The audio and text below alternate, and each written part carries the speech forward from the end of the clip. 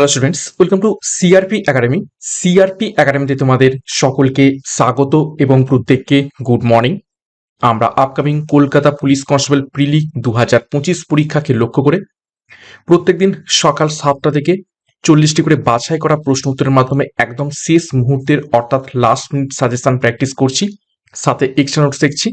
আজকে আমরা 9 নম্বর practice set করব, সাথে আমি তোমাদের জন্য ম্যারাথন ক্লাসও শুরু করেছি এবং এই শেষ কটা দিন খুব ভালোভাবে প্রস্তুতি নেব। তো ক্লাসটা শুরু করব। তার আগে সিআরপি একাডেমিতে নতুন হয়ে থাকলে চ্যানেলটিকে সাবস্ক্রাইব করবে, পাশের বেল আইকনটা প্রেস করে রাখবে এবং আমাদের টেলিগ্রাম চ্যানেলে যুক্ত হয়ে যাবে। তো দেখো, প্রথম প্রশ্ন, 1 নম্বর প্রশ্ন কি বলছে। দেখো, ভারতের সংবিধানের কত নম্বর ধারায় সরকারি চাকরিতে সকলের সমান অধিকার বিষয়টি রয়েছে? প্রত্যেকটি প্রশ্ন চলাকালীন চেষ্টা করবে নিজেরাই সঠিক উত্তরগুলো কমেন্ট বক্সে কমেন্ট করার, এবং আমার উত্তরের সাথে মেলাতে থাকবে তোমাদের উত্তরগুলো মিলছে কি, প্র্যাকটিসটা হয়ে যাবে। এবং আজ ক্লাসে অনেক এক্সট্রা নোটস রয়েছে, সেগুলোও দেখবে। শেষ মুহূর্তের এই এক্সট্রা নোটসগুলো কিন্তু খুব কাজে লাগবে। তো সঠিক উত্তর হবে অপশন বি। 16 নম্বর ধারাতে সরকারি চাকরিতে সকলের সমান অধিকারের কথা বলা রয়েছে। 2 নম্বর প্রশ্ন দেখো, নিম্নের কোন দর্পণকে অপসারী দর্পণও বলা হয়?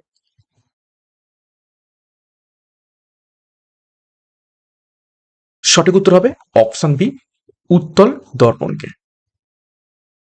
নেক্সট দেখো, 3 নম্বর প্রশ্ন, সরস মহাজন পদগুলির অন্যতম অস্মক বর্তমান ভারতে কোথায় অবস্থিত রয়েছে? অস্মক ছিল দক্ষিণতম বা বলতে পারো দক্ষিণ ভারতের একমাত্র মহাজনপদ। তো সঠিক উত্তর হয়ে যাবে এখান থেকে অপশন সি, গোদাবরী নদীর তীরবর্তী অঞ্চলে বর্তমানে অবস্থিত রয়েছে। নেক্সট একটি গুরুত্বপূর্ণ ঘোষণা, Kolkata police constable suggestion batch একদম শেষ মুহূর্তের লাস্ট মিনিট সাজেশন পাবে, সাথে ফুল মক টেস্ট পাবে। এছাড়া WP foundation batch 2026, upcoming WP, KP এবং আপগ্রেড সমস্ত পুলিশ পরীক্ষাকে লক্ষ্য করে সম্পূর্ণ নতুনভাবে তোমাদের ক্লাসগুলো করানো হবে। পরীক্ষার সিলেবাস এবং এক্সাম প্যাটার্ন অনুযায়ী প্রত্যেকটা বিষয়ের প্রত্যেকটা অধ্যায় ধরে ধরে ডেসক্রিপটিভ প্যাটার্নের থিওরির মাধ্যমে তার উপর বেস করে প্রশ্ন উত্তর, মক টেস্ট এবং ক্লাসের পিডিএফ স্টাডি মেটেরিয়াল। তো যোগাযোগ করো 9647553612 নাম্বারে পরীক্ষার সেরা প্রস্তুতি সঠিক গাইডেন্সের মাধ্যমে নেওয়ার জন্য। বিস্তারিত ডিসক্রিপশন বক্সে পেয়ে যাবে। এখনই যুক্ত হয়ে যাও প্রস্তুতির জন্য। 4 নম্বর প্রশ্ন দেখো, সুখনা হ্রদ নিচের কোন রাজ্যে অবস্থিত রয়েছে? খুবই গুরুত্বপূর্ণ প্রশ্ন। বিভিন্ন হ্রদ কোন কোন রাজ্যে অবস্থিত সেগুলো পরীক্ষায় প্রশ্ন আসে। তো সুখনা হ্রদ অবস্থিত রয়েছে অপশন এ, চণ্ডীগড়ে। দেখো, কিছু গুরুত্বপূর্ণ হ্রদের নাম দেখবো, তাদের প্রকৃতি এবং কোন রাজ্যে অবস্থিত সেগুলো একটু দেখে নেবো। দেখো, কোল্লেরু হ্রদ অবস্থিত রয়েছে, সাধু জলের হ্রদ, এটি অন্ধ্রপ্রদেশ অবস্থিত রয়েছে। এবং পরীক্ষায় প্রশ্ন আছে কোল্লেরু হ্রদের পার্টিকুলার অবস্থানটা কোথায়, সেটা হবে কৃষ্ণা এবং গোদাবরী নদীর হচ্ছে মধ্যবর্তী স্থানে এই কোল্লেরু হ্রদ অবস্থিত রয়েছে। ঠিক আছে, কৃষ্ণা ও গোদাবরী নদীর মাঝে। তারপর দেখো, চিল্কা হ্রদ, লবণাক্ত হ্রদ উড়িষ্যাতে অবস্থিত রয়েছে। চিল্কা হচ্ছে ভারতের বৃহত্তম লাগুন বা উপহ্রদ। সম্বর হ্রদ, লবণাক্ত হ্রদ, রাজস্থান। সম্বর হ্রদ হলো ভারতের বৃহত্তম লবণাক্ত জলের হ্রদ। ভেম্বনাথ হ্রদ, এটাও লবণাক্ত জলের হ্রদ, কেরালাতে অবস্থিত রয়েছে। পুলিকট হ্রদ, এটাও লবণাক্ত জলের হ্রদ, অন্ধ্রপ্রদেশ এবং তামিলনাড়ুর সীমান্তে অবস্থিত রয়েছে। এছাড়া দেখো, উলার হ্রদ সাধু জলের হ্রদ, কাশ্মীর উপত্যকাতে অবস্থিত রয়েছে এবং উলার হ্রদ হচ্ছে ভারতের বৃহত্তম সাধু জলের হ্রদ। লোকটাক হ্রদ সাধু জলের হ্রদ, মণিপুরে অবস্থিত। ডাল হ্রদ সাধু জলের হ্রদ, শ্রীনগরে অবস্থিত রয়েছে। প্যাংগং হ্রদ লবণাক্ত জলের হ্রদ এবং এটার অবস্থিত রয়েছে লাদাখে। তো খুবই গুরুত্বপূর্ণ তথ্য দেখলাম। নেক্সট দেখো, 5 নম্বর প্রশ্ন, কেন্দ্রীয় তামাক গবেষণাগার কেন্দ্র কোথায় অবস্থিত রয়েছে?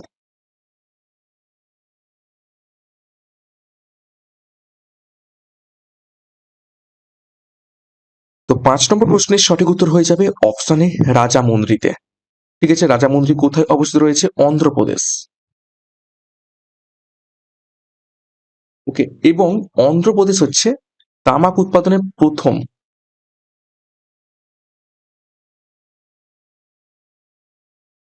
ভারতবর্ষের মধ্যে প্রথম রাজ্য তামাক উৎপাদনের, যে কারণে অন্ধ্রপ্রদেশেরই রাজামুন্দ্রিতে তামাক গবেষণা কেন্দ্র অবস্থিত রয়েছে।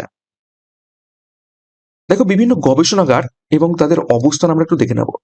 ভারতীয় কৃষি গবেষণাগার অবস্থিত রয়েছে নতুন দিল্লিতে। কেন্দ্রীয় ধান গবেষণাগার অবস্থিত রয়েছে উড়িষ্যার কটকে, স্টার মার্ক করবে। কেন্দ্রীয় আলু গবেষণাগার অবস্থিত রয়েছে সিমলাতে। কেন্দ্রীয় আখ গবেষণাগার অবস্থিত রয়েছে কোয়েম্বাটুরে। কেন্দ্রীয় সড়ক গবেষণাগার অবস্থিত রয়েছে নিউ দিল্লিতে। জাতীয় চিনি গবেষণাগার অবস্থিত রয়েছে কানপুরে। ভারতীয় লাক্ষা গবেষণাগার অবস্থিত রয়েছে কোথায়? রাঁচিতে। নেক্সট দেখো 6 নম্বর প্রশ্ন, হাইড্রার গমন অঙ্গের নাম কি? বিভিন্ন প্রাণীর গমন অঙ্গের নাম পরীক্ষায় এসে থাকে, খুবই গুরুত্বপূর্ণ টপিক। তো হাইড্রার গমন অঙ্গের নাম, সঠিক উত্তর হবে অপশন সি, কোর্সিকা। দেখো বিভিন্ন প্রাণীর নাম দেখব, গমন পদ্ধতি দেখব এবং গমন অঙ্গ দেখে নেব। অ্যামিবা এবং অ্যান্টামিবা এই দুটি প্রাণীর গমন পদ্ধতি, অ্যামিবয়েড এবং ক্ষণপদ হচ্ছে গমন অঙ্গ। ইউগ্লিনা, ট্রাইপ্যানোসোমা এবং নকটিউলিকা এই তিনটি প্রাণীর গমন পদ্ধতি ফ্লাজেলীয় গতি এবং গমন অঙ্গ ফ্লাজেলা।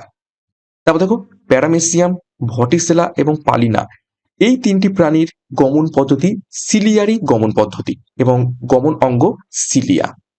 তারপর দেখো হাইড্রার হচ্ছে গমন পদ্ধতি লুপিং এবং সামারসল্টিং দুটো নামেই বলা হয়ে থাকে এবং গমন অঙ্গ কি? কর্সিকা।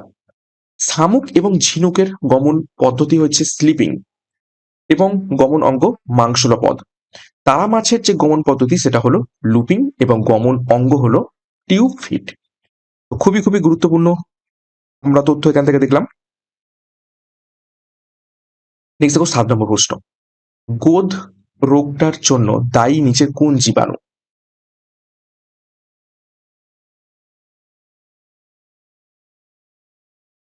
গোদ রোগের জন্য দায়ী নিচের কোন জীবাণু? 4টি অপশন, ফাইলেরিয়া, প্লাজমোডিয়াম, অ্যামিবা নাকি সালমোনেলা।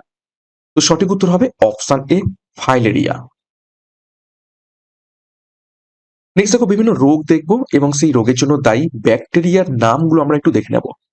দেখো মেনিনজাইটিস রোগ হয়ে থাকে নেসেরিয়া মেনিনজাইটিস ব্যাকটেরিয়া থেকে। নিউমোনিয়া রোগটা হয়ে থাকে ডিপ্লোকক্কাস নিউমোনিয়া নামক একটি ব্যাকটেরিয়া থেকে। কুষ্ঠ রোগ হয়ে থাকে দেখো মাইকোব্যাকটেরিয়াম লেপ্রি নামক একটি ব্যাকটেরিয়া থেকে। প্লেগ রোগ হয়ে থাকে ইরসেনিয়া পেস্টিস নামক ব্যাকটেরিয়া থেকে। আমাশয় রোগ হয়ে থাকে দেখো ব্যাসিলা ডিসেন্ট্রি নামক ব্যাকটেরিয়া থেকে। তারপর দেখো কলেরা রোগটি হয়ে থাকে ভিব্রিও কলেরা নামক একটি ব্যাকটেরিয়া থেকে। এবং যক্ষা রোগ বা টিউবারকুলোসিস যে রোগটা হয়ে থাকে সেটা হচ্ছে মাইকোব্যাকটেরিয়াম টিউবারকুলোসিস নামক ব্যাকটেরিয়া থেকে। খুবই খুবই গুরুত্বপূর্ণ তথ্য দেখলাম বিভিন্ন রোগ এবং সেই রোগের জন্য দায়ী ব্যাকটেরিয়া সম্পর্কে। নেক্সট দেখো 8 নম্বর প্রশ্ন, রক্তের লোহিত রক্তকণিকা তৈরি হয় নিচের কোন স্থানে? বেশ কয়েকবার পরীক্ষাতে এসেছে।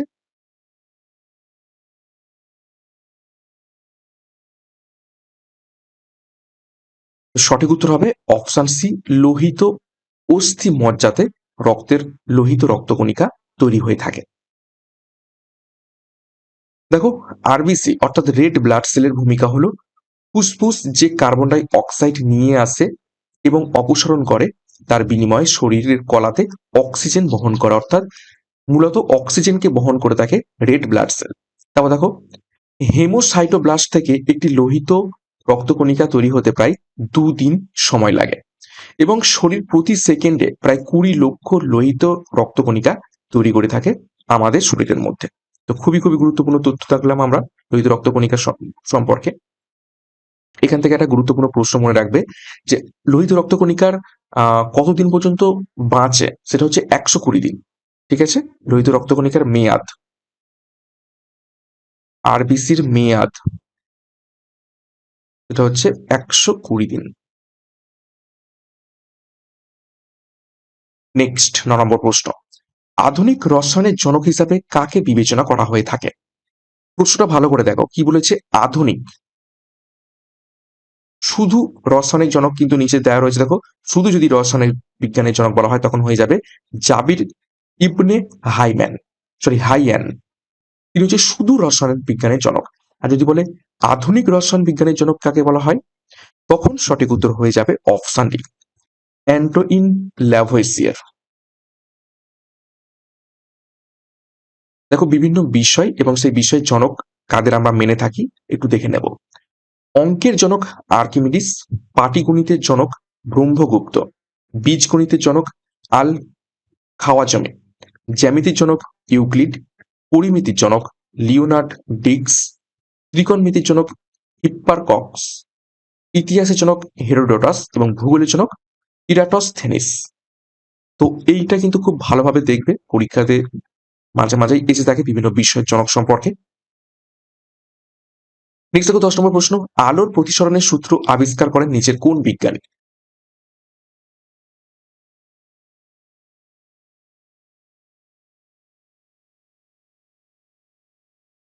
তো সঠিক উত্তর হয়ে যাবে অপশন বি, স্নেল। দেখো বিভিন্ন বৈজ্ঞানিক সূত্র এবং তাদের আবিষ্কর্তার নাম দেখে নেব।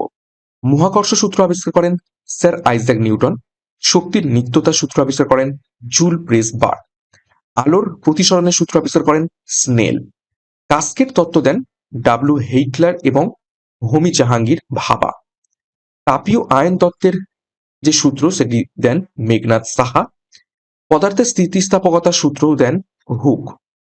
তারপর দেখো তাপগতিবিদ্যার সূত্র আবিষ্কার করেন ক্লাসিয়াম এবং তড়িৎ চুম্বকত্বের সূত্র আমাদের প্রদান করেন মাইকেল ফ্যারাডে। নেক্সট দেখো 11 নম্বর প্রশ্ন, প্রতি 100 ml রক্তে শর্করার স্বাভাবিক পরিমাণ নিচের কত?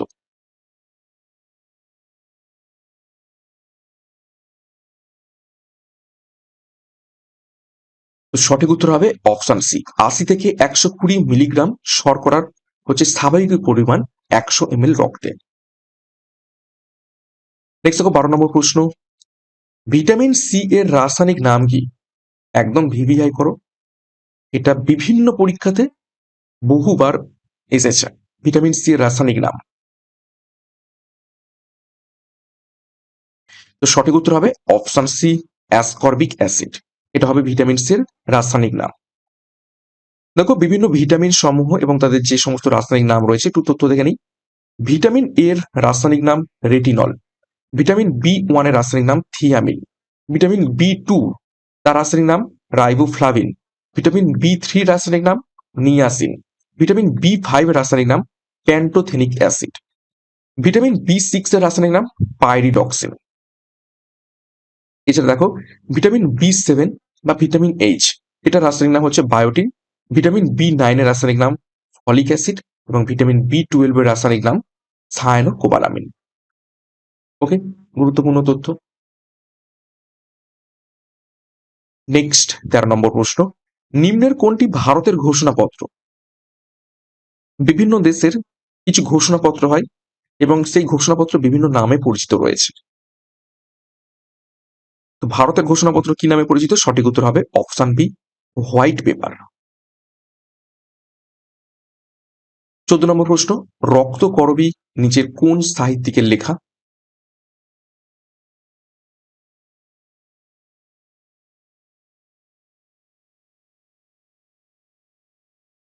সঠিক উত্তর হবে অপশন এ, রবীন্দ্রনাথ ঠাকুরের লেখা রক্তকরবী।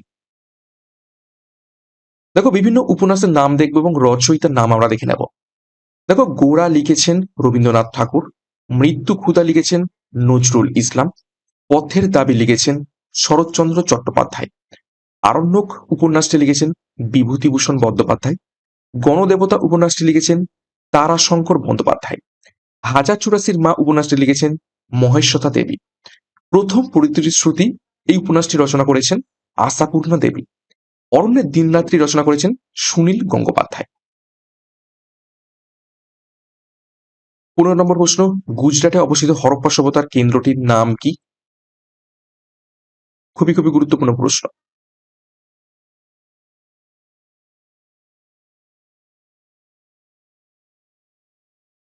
তো গুজরাটে অবস্থিত হরপ্পা সভ্যতার কেন্দ্রটির নাম হয়ে যাবে অপশন এ, লোথাল। আচ্ছা, লোথাল হলো একটি বন্দর শহর।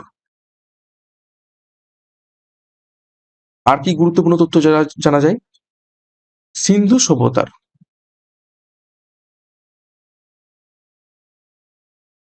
প্রথম ধান চাষের নিদর্শন পাওয়া যায় কোথায়? এই লোথাল থেকে। ওকে, আর কি এখান থেকে লোথাল থেকে জানা যায়? লোথালের একটি নাম ছিল, সেটা হচ্ছে সিন্ধু সভ্যতার ম্যানচেস্টার।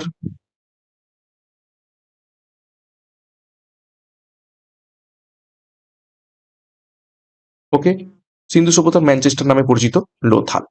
যেহেতু এটা বন্দর শহর, তো সেই জন্য এখানে টেরাকোটার তৈরি নৌকা পাওয়া গেছে, পাওয়া যায়। ওকে, তো কিছু গুরুত্বপূর্ণ তথ্য আমরা লোথাল সম্পর্কে দেখে নিলাম। নেক্সট দেখো 16 নম্বর প্রশ্ন, নিম্নোক্ত কোন ভিটামিনের অভাবে ফিনোডার্মা বা টোর স্কিন রোগ হয়ে থাকে?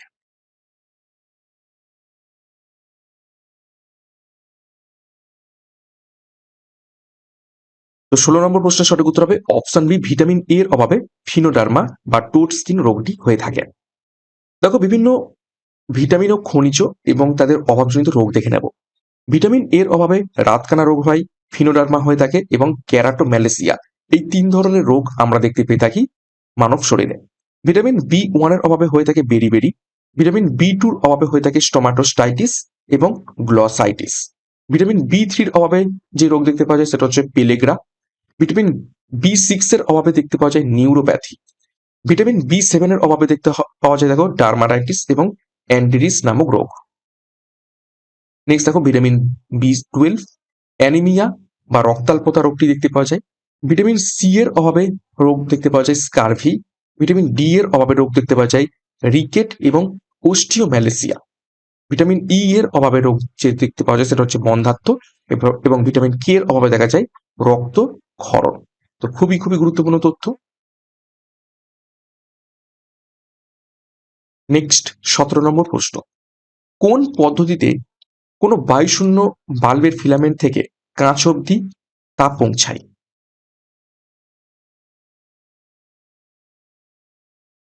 বায়ুশূন্য বাল্বের ফিলামেন্ট থেকে কোন পদ্ধতিতে তাপ পৌঁছায়?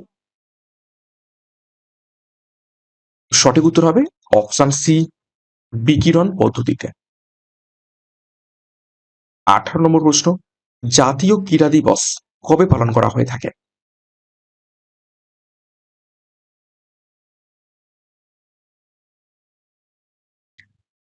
সঠিক উত্তর হবে অপশন সি, 29শে আগস্ট জাতীয় ক্রীড়া দিবস পালন করা হয় এবং এই দিন কি মেজর ধ্যানচাঁদের জন্মদিন। এবং মেজর ধ্যানচাঁদকে কি বলা হতো? হকির জাদুকর। 19 নম্বর প্রশ্ন, মরু অঞ্চলের মরীচিকা নিম্নোক্ত কোনটির প্রাকৃতিক দৃষ্টান্ত?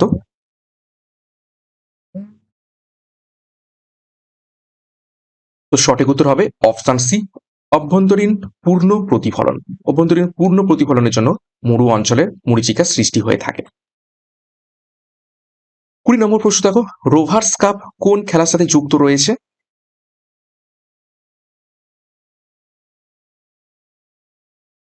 তো 20 নম্বর প্রশ্নের সঠিক উত্তর হবে অপশন সি, ফুটবল খেলার সাথে সম্পর্কিত রয়েছে রোভার্স কাপ। দেখো বিভিন্ন গুরুত্বপূর্ণ ট্রফি এবং কাপ এবং কোন খেলার সাথে সম্পর্কিত একটু দেখে নেব। আগা খান কাপ সম্পর্কিত রয়েছে হকি খেলার সাথে। অমৃত দিওয়ান কাপ যুক্ত রয়েছে ব্যাডমিন্টন খেলার সাথে। অ্যাসেজ কাপ সম্পর্কিত রয়েছে ক্রিকেট খেলার সাথে। আজলান শাহ কাপ সম্পর্কিত রয়েছে হকি খেলার সাথে। বান্দার কাপ ট্রফি সম্পর্কিত রয়েছে ফুটবল খেলার সাথে। বেটন কাপ সম্পর্কিত রয়েছে হকি খেলার সাথে। ডেভিস কাপ সম্পর্কিত রয়েছে লন টেনিসের সাথে এবং হপম্যান কাপ সম্পর্কিত রয়েছে লন টেনিসের সাথে। তো এই এক্সট্রা নোটসগুলো কিন্তু খুব ভালোভাবে দেখবে। আমি বারবার করে বলছি যে শুধুমাত্র প্রশ্ন নয়, সেই প্রশ্নের সাথে সম্পর্কিত আর কি কি প্রশ্ন আসতে পারে বা আর কি কি তথ্য রয়েছে সেগুলো যদি দেখো তাহলে কিন্তু পরীক্ষাতে ম্যাক্সিমাম কমন পাওয়ার চান্স থাকে। 21 নম্বর প্রশ্ন দেখো, পৃথিবী, চাঁদ এবং সূর্যের মধ্যবিন্দু যখন একটি সরল রেখায় অবস্থান করে তখন সেই অবস্থানকে কি বলা হয়? অর্থাৎ পৃথিবী, চাঁদ, সূর্য একই সরল রেখায় যখন চলে আসে তখন সেই স্পেশাল যে পরিস্থিতি বা অবস্থান, সেই অবস্থানটাকে কি বলা হয়ে থাকে? সঠিক উত্তর হবে অপশন এ, সিজিগি বলা হয়। 22 নম্বর প্রশ্ন দেখো, কবে নাগরিকদের ভোটদানের বয়স 21 বছর থেকে কমিয়ে 18 বছর করা হয়েছে? নিচের কোন সালে? খুবই গুরুত্বপূর্ণ প্রশ্ন, বেশ কয়েকবার পরীক্ষাতে এসেছে এবং বাছাই করা প্রশ্ন নিয়ে আসছি যাতে করে পরীক্ষাতে তোমরা ম্যাক্সিমামটাই কমন পাও। তো সঠিক উত্তর হবে অপশনে 1989 সালে। এটা হয়েছিল কত সংবিধান সংশোধনীর মাধ্যমে? সেটা হচ্ছে 61তম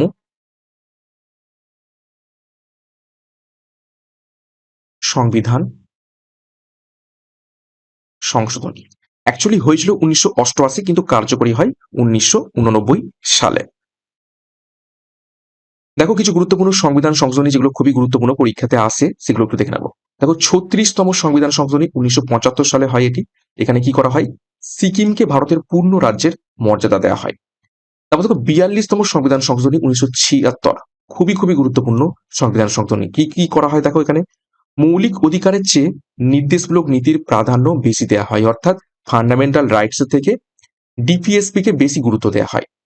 10টি মৌলিক কর্তব্য বা ফান্ডামেন্টাল ডিউটিস এই 1976 সালে 42তম সংবিধান সংশোধনীতে যুক্ত করা হয়। এছাড়া সমাজতান্ত্রিক অর্থাৎ সোশ্যালিস্ট, ধর্মনিরপেক্ষ অর্থাৎ সেকুলার, অখণ্ডতা এবং একতা ইন্টিগ্রিটি এবং ইউনিটি, এই তিনটে যে শব্দ, নতুন শব্দ সংযোজন করা হয়ে থাকে সংবিধানে এবং অনেক কিছু পরিবর্তন করা হয় এই সংবিধান সংশোধনীর মাধ্যমে, যেই কারণে এই সংবিধান সংশোধনীকে ভারতের সংবিধানের ক্ষুদ্র সংস্করণ বলা হয়ে থাকে, অর্থাৎ মিনি কনস্টিটিউশন বলা হয়ে থাকে এই সংবিধান সংশোধনীকে। এছাড়া দেখো 44তম সংবিধান সংশোধনী 1978 সাল। সম্পত্তির অধিকার আমাদের আগে মৌলিক অধিকারের মধ্যে ছিল, কিন্তু এই সংবিধান সংশোধনের মাধ্যমে সম্পত্তির অধিকারকে মৌলিক অধিকারের পরিবর্তে আইনগত অধিকারে পরিণত করা হয়। 352তম অনুচ্ছেদ অনুযায়ী জরুরি অবস্থা জারি করার সময় সশস্ত্র সেনা নিয়োগ করা যাবে, এটাও অন্তর্ভুক্ত করা হয়। তারপর দেখো 52তম সংবিধান সংশোধনী 1985, 10ম তফসিলটি সংযুক্ত করা হয় যা অবৈধ চোরাচালান বিরোধী ছিল। নেক্সট দেখো 23 নম্বর প্রশ্ন, অবাক জলপান কে লিখেছেন? নিচের কোন সাহিত্যিক?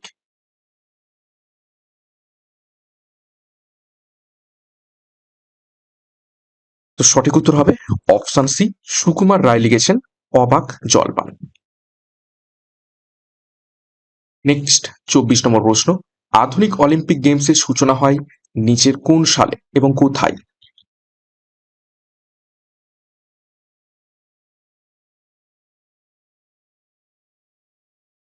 সঠিক উত্তর হবে অপশন এ, এথেন্স 1896 সালে আধুনিক অলিম্পিক গেমসের সূচনা হয়।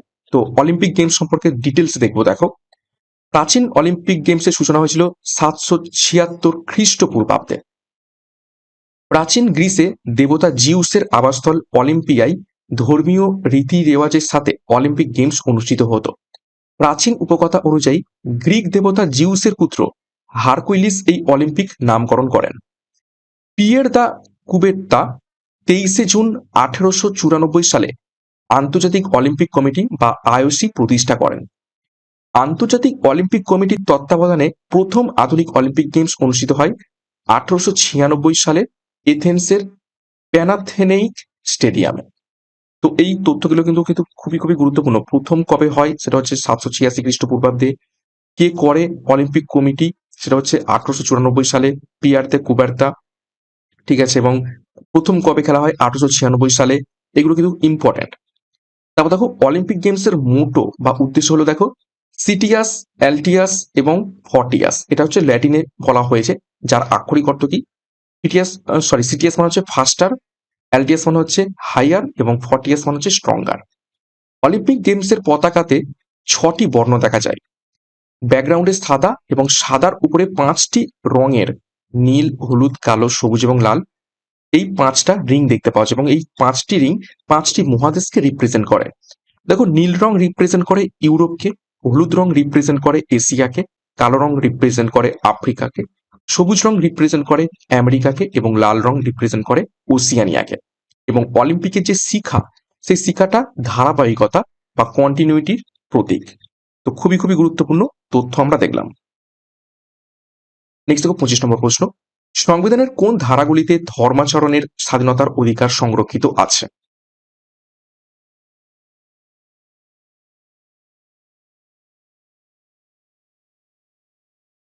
তো সঠিক উত্তর হবে অপশন বি। 25 থেকে 28 নম্বর ধারাতে ধর্মাচরণের স্বাধীনতার অধিকার বর্ণিত রয়েছে। দেখো বর্তমানে ভারতীয় সংবিধানের মৌলিক অধিকারের সংখ্যা 6টি এবং সেই 6টি মৌলিক অধিকার কি কি একটু দেখে নিই। দেখো সাম্যের অধিকার ধারা 14 থেকে 18 নম্বর পর্যন্ত। তারপর দেখো স্বাধীনতার অধিকার 19 থেকে 22 নম্বর ধারা পর্যন্ত। শোষণের বিরুদ্ধে অধিকার 23 থেকে 24 নম্বর ধারা পর্যন্ত। তারপর দেখো ধর্মীয় স্বাধীনতার অধিকার 25 থেকে 28 নম্বর ধারা পর্যন্ত। সংস্কৃতি এবং শিক্ষা বিষয়ক অধিকার 29 থেকে 30 নম্বর ধারা পর্যন্ত এবং সাংবিধানিক প্রতিবিধানের অধিকার 32 নম্বর ধারা। খুবই খুবই গুরুত্বপূর্ণ তথ্য। নেক্সট দেখো 26 নম্বর প্রশ্ন, ভারতীয় রিজার্ভ ব্যাংক কবে জাতীয়করণ করা হয়? RBI Reserve Bank of India জাতীয়করণ করা হয় নিচের কোন সালে? সঠিক উত্তর হবে অপশন সি 1949 সালে। এবং দেখো RBI Reserve Bank of India প্রতিষ্ঠিত হয় 1 এপ্রিল 1935 সালে। কোথায়? কলকাতাতে। এবং রাজ্যপাল কে রয়েছেন বর্তমানে? শক্তিকান্ত দাস। এটা হচ্ছে বর্তমান রাজ্যপাল, বর্তমান গভর্নর। 27 দেখো, 1920 সালে ভারতীয় ট্রেড ইউনিয়ন কংগ্রেসের প্রথম সভাপতি কে ছিলেন?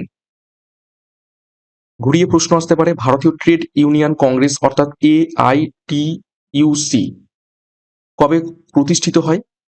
এটা হবে 1920 সালে। এবং প্রথম সভাপতি কে ছিলেন? সঠিক উত্তর হবে option C Lala Lajpat Rai. Details দেখবো। দেখো all India trade union Congress 1920 সালের 31 অক্টোবর প্রতিষ্ঠিত হয়েছিল। দেখো ওই বছরের জন্য ভারতীয় জাতীয় কংগ্রেসের সভাপতি লালা লাজপত রায় হয় এবং AITUC এর প্রথম যে সভাপতি এবং দেওয়ান চমন লাল প্রথম সাধারণ সম্পাদক নির্বাচিত হন। অর্থাৎ প্রথম সভাপতি হন কে?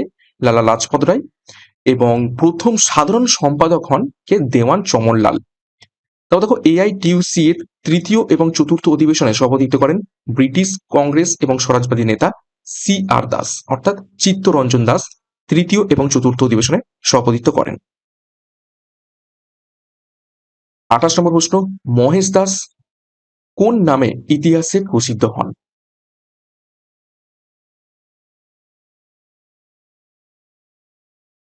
চারটি গুরুত্বপূর্ণ নাম রয়েছে।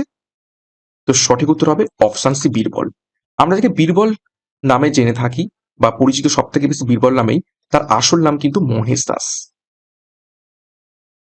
দেখো কিছু ঐতিহাসিক ব্যক্তিত্ব এবং তাদের আসল নাম আমরা দেখে নেব। তিতুমিরের আসল নাম মীর নিসার আলী। নূরজাহান যিনি হচ্ছে জাহাঙ্গীরের স্ত্রী ছিলেন, তার আসল নাম মেহেরুন্নেসা। শাহজাহান নামে যাকে আমরা বেশি জেনে থাকি, তার অ্যাকচুয়াল নাম কিন্তু খুররাম। সিকিন্দার লোদি যাকে আমরা জেনে থাকি, তার অ্যাকচুয়াল নাম বা আসল নাম নিজাম খাঁ। তাঁতিয়া তোপি নামে যাকে আমরা জেনে থাকি, তার আসল নাম রামচন্দ্র পাণ্ডুরঙ্গ। খুব ইম্পর্টেন্ট, পরীক্ষা এসে থাকে। গিয়াসুদ্দিন বলবন তার আসল নাম উলুগ খাঁ এবং গিয়াসুদ্দিন তুগলক তার আসল নাম গাজী মালিক। 29 নম্বর প্রশ্ন, ব্রিটিশ ভারতের প্রথম ভাইসরয় কে ছিলেন? খুবই খুবই ইম্পর্টেন্ট প্রশ্ন, এই ধরনের প্রশ্ন পরীক্ষাতে এসে থাকে। তো ব্রিটিশ ভারতের প্রথম ভাইসরয় ছিলেন অপশন এ লর্ড ক্যানিং। দেখো ডিটেলসে দেখব। বাংলার প্রথম গভর্নর কে ছিলেন? Robert Clive. বাংলার শেষ গভর্নর কে ছিলেন? Warren Hastings. অর্থাৎ এই গভর্নর নামটাকে এবার পরিবর্তন করা হচ্ছে, করে কি হচ্ছে গভর্নর জেনারেল। তো ওয়ারেন হেস্টিং এর সময় গভর্নর কথাটা তুলে দেওয়া হচ্ছে এবং আবার নতুন নাম গভর্নর জেনারেল আনা হচ্ছে। তো ওয়ারেন হেস্টিং বাংলার শেষ গভর্নর, আবার বাংলার প্রথম গভর্নর জেনারেলকে ওয়ারেন হেস্টিং। অর্থাৎ যেই শেষ সেই আবার শুরু হবে পরের পদের। আবার দেখো পরবর্তীকালে বাংলার দেখো গভর্নর জেনারেল এই পদ থেকে তুলে দেওয়া হচ্ছে। তো সেই জন্য দেখো বাংলার শেষ গভর্নর জেনারেলকে লর্ড উইলিয়াম বেন্টিং। নতুন নামকরণ করা হচ্ছে এই পদটার, সেটা হচ্ছে কি বাংলা তুলে দেওয়া হচ্ছে ভারত। তো ভারতের প্রথম গভর্নর জেনারেল কে? লর্ড উইলিয়াম বেন্টিংই হবে। পরবর্তীকালে আবার ভারতের গভর্নর জেনারেল এই নামটাকে তুলে দেওয়া হচ্ছে কি করা হচ্ছে ভারতের ভাইসরয়। তো দেখো, ভারতের শেষ গভর্নর জেনারেল লর্ড ক্যানিং ঘুরিয়ে নতুন নামকরণ করা হলো ভাইসরয়, তো ভারতের প্রথম ভাইসরয় হয়ে যাবে লর্ড ক্যানিং। সিমিলারলি পরবর্তীকালে আবার দেখো ভারতের শেষ ভাইসরয় লর্ড মাউন্ট ব্যাটেন, আবার নতুন নামকরণ করা হচ্ছে, সেটা হয় কি গভর্নর জেনারেল আবার চলে আসছে। দেশ স্বাধীন হয়ে গেছে, স্বাধীন ভারতের প্রথম গভর্নর জেনারেলকে লর্ড মাউন্ট ব্যাটেন এবং স্বাধীন ভারতের শেষ গভর্নর জেনারেলকে চক্রবর্তী রাজাগোপালাচারী, এবং এনার পর থেকেই এই গভর্নর জেনারেল, ভারতের গভর্নর জেনারেল এই পদটিকে তুলেই দেওয়া হয়। তো খুবই খুবই গুরুত্বপূর্ণ তথ্য। 30 নম্বর প্রশ্ন, বিন্দুসার কোন ধর্মের অনুরাগী ছিলেন? বিন্দুসার মৌর্য বংশের দ্বিতীয় রাজা, চন্দ্রগুপ্ত মৌর্যের পুত্র ছিলেন বিন্দুসার এবং অশোকের বাবা ছিলেন বিন্দুসার। তো তিনি কোন ধর্মের প্রতি অনুরাগী ছিলেন? তো সঠিক উত্তর হবে অপশন সি, আজীবক। আজীবক ধর্মের প্রতি অনুরাগ ছিলেন এবং যে কারণে তিনি আজীবক যে সম্প্রদায়ের যে সন্ন্যাসী ছিলেন তাদের বারবারা গুহা দান করে দিয়েছিলেন। বিহারের বিখ্যাত বারবারা গুহা আজীবক সম্প্রদায়ের সন্ন্যাসীদের দান করেছিলেন। ঠিক আছে, বিহারের বারবারা গুহা আজীবক সন্ন্যাসীদের দান করেন। 31 নম্বর প্রশ্ন, ভারতের রাষ্ট্রপতি হতে গেলে তার সর্বনিম্ন বয়স কত হওয়া প্রয়োজন?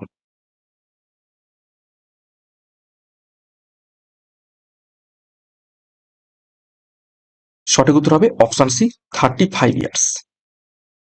32 নম্বর প্রশ্ন দেখো, শিবাজি প্রথম কোন দুর্গ জয় করেন?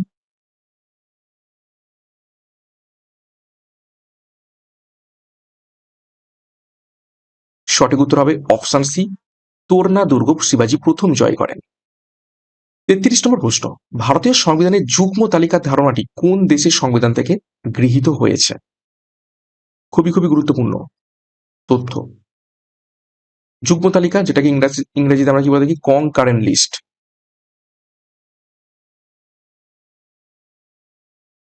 সঠিক উত্তর হবে অপশনটি অস্ট্রেলিয়া থেকে নিয়ে আসা হয়েছে। দেখো সংবিধানের কিছু উৎস আমরা দেখে নেব। আমেরিকা যুক্তরাষ্ট্র থেকে কি কি নিয়ে আসা হয়েছে? প্রস্তাবনা, মৌলিক অধিকার এবং বিচার ব্যবস্থার স্বাধীনতা নিয়ে আসা হয়েছে। দক্ষিণ আফ্রিকা থেকে কি নিয়ে আসা হয়েছে? সংবিধান সংশোধন পদ্ধতি। অস্ট্রেলিয়া থেকে কি নিয়ে আসা হয়েছে? যুগ্ম তালিকা, প্রস্তাবনা এবং যৌথ অধিবেশন। আচ্ছা, এখানে একটু ভুল রয়েছে, প্রস্তাবনা হবে না, কি হবে? প্রস্তাবনার ভাষা, প্রস্তাবনার ভাষা, ল্যাঙ্গুয়েজ অফ প্রিয়াম্বেল নিয়ে আসা হয়েছে অস্ট্রেলিয়া থেকে। প্রস্তাবনা নিয়ে আসা হয়েছে কোথায়? আমেরিকা যুক্তরাষ্ট্র থেকে। জার্মানি থেকে নিয়ে আসা হয়েছে জরুরি অবস্থা এবং কানাডা থেকে নিয়ে আসা হয়েছে যুক্তরাষ্ট্রীয় ব্যবস্থা। এছাড়া দেখো, সোভিয়েত রাশিয়া থেকে নিয়ে আসা হয়েছে মৌলিক কর্তব্য, পঞ্চবার্ষিকী পরিকল্পনা এবং ন্যায় বিচার। আয়ারল্যান্ড থেকে নিয়ে আসা হয়েছে রাজ্যসভায় রাষ্ট্রপতি দ্বারা মনোনীত সদস্য সংখ্যা, রাষ্ট্রপতি নির্বাচন পদ্ধতি এবং রাষ্ট্র পরিচালনার নির্দেশাত্মকমূলক নীতি অর্থাৎ ডিপিএসপি। খুবই গুরুত্বপূর্ণ, যেটা নিয়ে আসা হয়েছে আয়ারল্যান্ড থেকে। খুবই ইম্পর্টেন্ট তথ্য সংবিধানের উৎস সম্পর্কে। 34 নম্বর প্রশ্ন দেখো, গৌতম বুদ্ধ কোথায় নির্বাণ লাভ করেছিলেন?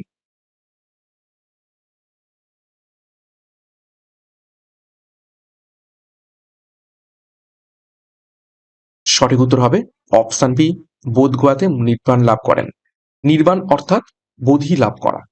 সারনাথ, সারনাথে কি তিনি ধর্ম প্রচার করেন, অর্থাৎ সেটার স্পেশাল নাম কি? ধর্মচক্র প্রবর্তন। তিনি তার প্রথম যে জ্ঞান প্রদান করেছিলেন সারনাথে। লুম্বিনীতে জন্মগ্রহণ কোন বছর? 563 খ্রিস্টপূর্বাব্দে। কুশীনগরে মহাপরিনির্বাণ, মহাপরিনির্বাণ অর্থাৎ মারা যান কত সালে? 483 খ্রিস্টপূর্বাব্দে। তো খুবই খুবই গুরুত্বপূর্ণ তথ্য ভগবান গৌতম বুদ্ধ সম্পর্কে। 35, গণপরিষদ কবে আমাদের জাতীয় পতাকা গ্রহণ করেন?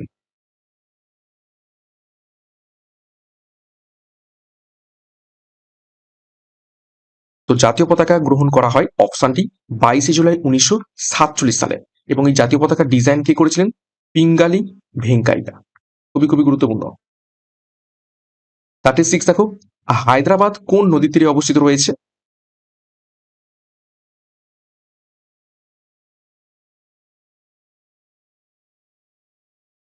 তো সঠিক উত্তর হবে অপশন ডি, মুসি। একটা গুরুত্বপূর্ণ গল্পও ছিল, আমরা স্কুল জীবনে পড়েছিলাম মুসি নদীর তীরে। তো সেই মুসি নদীর তীরে হায়দ্রাবাদ অবস্থিত রয়েছে। দেখো বিভিন্ন শহরের নাম দেখবো এবং যে নদীর তীরে অবস্থিত সেই শহর সেগুলো দেখবো। আহমেদাবাদ অবস্থিত রয়েছে সবরমতী নদীর তীরে, শ্রীনগর অবস্থিত রয়েছে ঝিলাম নদীর তীরে, হায়দ্রাবাদ অবস্থিত রয়েছে মুসি নদীর তীরে, মাদুরাই অবস্থিত রয়েছে ভাইগাই নদীর তীরে, জামশেদপুর অবস্থিত রয়েছে সুবর্ণরেখা নদীর তীরে, নাসিক অবস্থিত রয়েছে গোদাবরী নদীর তীরে। এছাড়া কটক অবস্থিত রয়েছে মহানদীর তীরে, সম্বলপুর অবস্থিত রয়েছে মহানদীর তীরে, ডিব্রুগড় অবস্থিত রয়েছে ব্রহ্মপুত্র নদীর তীরে। 37, ইস্ট্রোজেন নামক হরমোনটি কোথা থেকে নিঃসৃত হয়?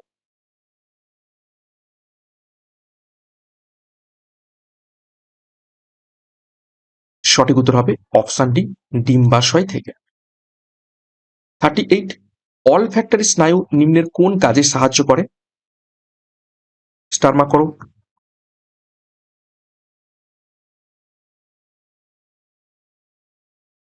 তো সঠিক উত্তর হবে অপশন সি, ঘ্রাণ অর্থাৎ গন্ধ নিতে অলফ্যাক্টরি স্নায়ু আমাদের সাহায্য করে থাকে। ডিটেলস দেখবো। দেখো, অলফ্যাক্টরি নার্ভ গন্ধ অনুভূতিতে সহায়তা করে, এটি গন্ধের জন্য দায়ী প্রধান স্নায়ু। তারপর দেখো আরেকটা নার্ভ রয়েছে, সেটা হচ্ছে অপটিক নার্ভ। নামের সাথে বুঝতে পারছো, অপটিক তো হলো দৃষ্টি শক্তির বাহক। এটি চোখ থেকে মস্তিষ্কে চাক্ষুষ তথ্য প্রেরণ করা, অর্থাৎ আমরা কি দেখছি সেটা হচ্ছে এই অপটিক নার্ভের মাধ্যমে আমাদের মস্তিষ্কে যায়।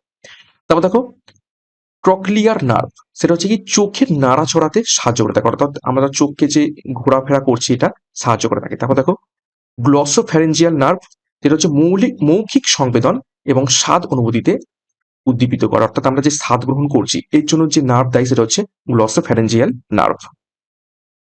39, 1876 খ্রিস্টাব্দে ভারত সভা কে গঠন করেন? খুবই গুরুত্বপূর্ণ প্রশ্ন।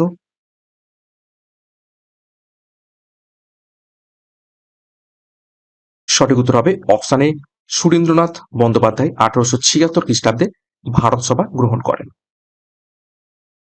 40 নম্বর প্রশ্ন দেখো, নিম্নের কোনটি ভারতের সর্বোচ্চ সামরিক সম্মান?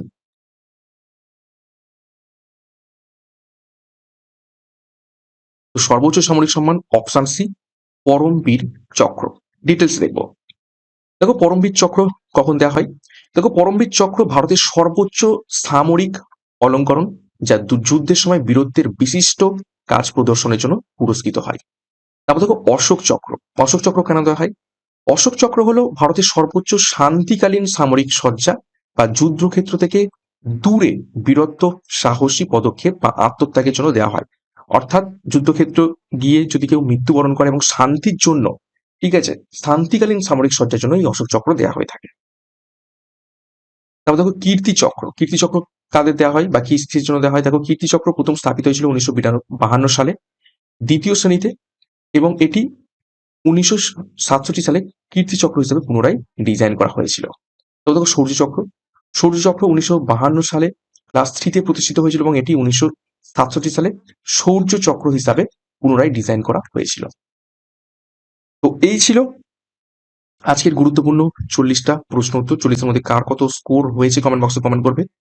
প্রশ্নপত্র কেমন লেগেছে, সাথে এক্সট্রা নোটস আমি প্রচুর রেখেছি প্রত্যেকটা প্রশ্নের সাথে, যাতে আনুষঙ্গিক তথ্য জানতে পারো, তোমাদের ক্লাসটা ইন্টারেস্টিং লাগে এবং পরীক্ষাতে একদম যেখান থেকেই প্রশ্ন আসুক না কেন তোমরা কমন পেতে পারো। এবং ক্লাসটা শেষ করবো তার আগে আরো একবার গুরুত্বপূর্ণ ঘোষণা, কেপি কনস্টেবল সাজেশন ব্যাচ একদম শেষ মুহূর্তের সাজেশন পাবে, সাথে ফুল মক টেস্ট এবং আমাদের ফাউন্ডেশন ব্যাচ কোর্স 2026 সমস্ত পুলিশ পরীক্ষাকে লক্ষ্য করে পরীক্ষার সিলেবাস এবং এক্সাম প্যাটার্ন অনুযায়ী প্রত্যেকটা বিষয়ের প্রত্যেকটা অধ্যায় ধরে ধরে ডেসক্রিপটিভ প্যাটার্নের থিওরির মাধ্যমে সম্পূর্ণ নতুন ভাবে নতুন গ্রুপে ক্লাসগুলো তোমাদের করানো হচ্ছে এবং হবে। তো পরীক্ষার সেরা প্রস্তুতির জন্য এখনই যোগাযোগ করো 9647553612 নম্বরে, বিস্তারিত ডিসক্রিপশন বক্সে পেয়ে যাবে। পরীক্ষার সেরা প্রস্তুতির জন্য এখনই যুক্ত হয়ে যাও। এবং সিআরপি একাডেমিতে নতুন হয়ে থাকলে চ্যানেলটিকে সাবস্ক্রাইব করো, পাশের বেল আইকনটা প্রেস করে রাখো, সাথে টেলিগ্রামে যুক্ত হয়ে যাও। তো আজকের মতো ক্লাসটা এখানে শেষ করছি। প্রত্যেককে all the best, thank you, by.